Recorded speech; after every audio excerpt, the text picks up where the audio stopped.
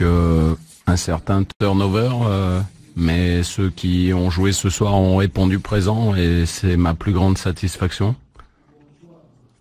Je savais qu'on avait un groupe étoffé avec beaucoup de joueurs de qualité, mais surtout un état d'esprit remarquable, une nouvelle fois, et je les en remercie.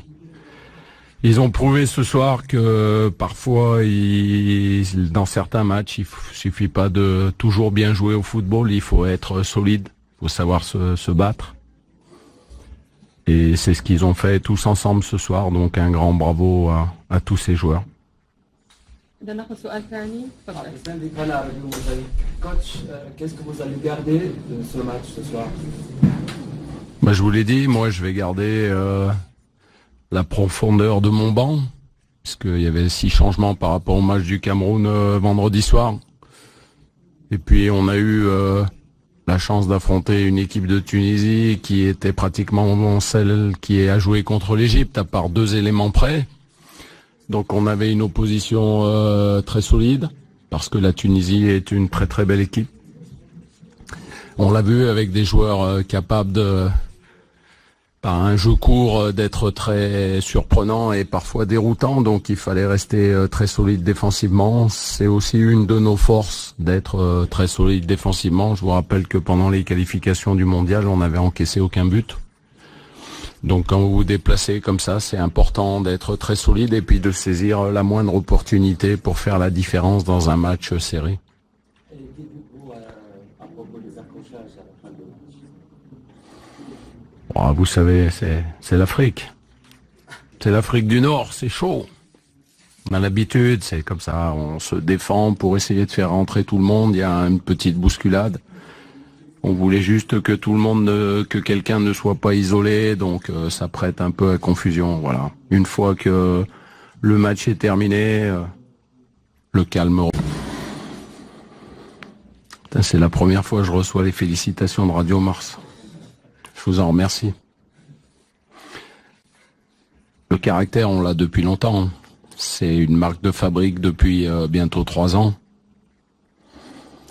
Il y a des joueurs, sincèrement, un jour l'aventure se terminera, mais j'aurais vécu avec ce groupe des choses magnifiques. Parce que ce sont des professionnels et surtout un esprit d'équipe qui est remarquable.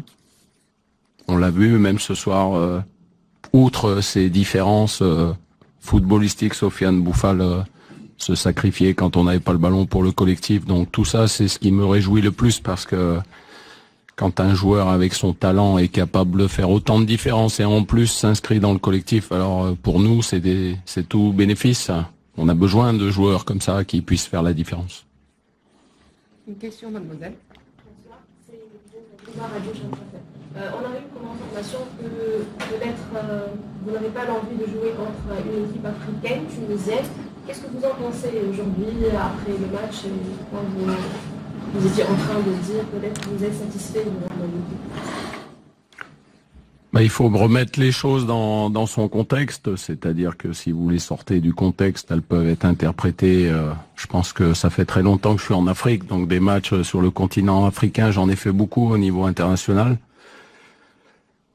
Il y avait simplement des demandes d'équipes sud-américaines entre guillemets, et donc ma préférence allait à ces équipes, non pas parce que la Tunisie n'est pas une belle équipe, bien au contraire, on l'a encore vu en Égypte, même si le résultat était de 3-2, ils ont fait un excellent match. On l'a encore vu ce soir, c'est pas facile, c'est une équipe très très solide qui a fait un mondial honorable, et je savais que l'opposition serait très difficile, mais c'était juste une question de priorité parce que quand on arrive dans une Coupe du Monde, on manque un peu d'expérience. Et comme dans un premier tour, il n'y a que 3 matchs, ça passe tellement vite qu'à un moment donné, on se dit, puisqu'on a un match officiel sur le continent africain, ça serait une bonne chose de s'exporter un peu pour s'exposer à d'autres footballs. Parce que je pense que pour la culture des joueurs, c'est important au niveau international.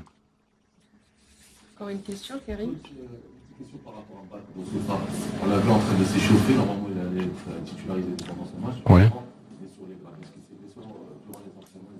Oui, il s'est blessé hier soir à l'échauffement avec Achraf Dari. en même temps pratiquement. Donc Achraf s'est fait une entorse. Donc il n'était pas disponible pour jouer ce match. Et comme j'avais décidé de faire un turnover avec Dacosta et Benatia qui avaient joué tout le match contre le Cameroun, j'avais décidé de faire jouer chacun une mi-temps, c'était prévu d'avance. Voilà, ils ont répondu comme d'habitude présent et Romain Saïs a encore été ici. Il faut parler de son cas parce que c'est une situation qui est pas facile. Mais si vous voulez savoir le fond de ma pensée, quand j'ai donné une explication à Mounir, je lui ai dit j'ai rien à te reprocher. Mais quand on est entraîneur, faut prendre des décisions.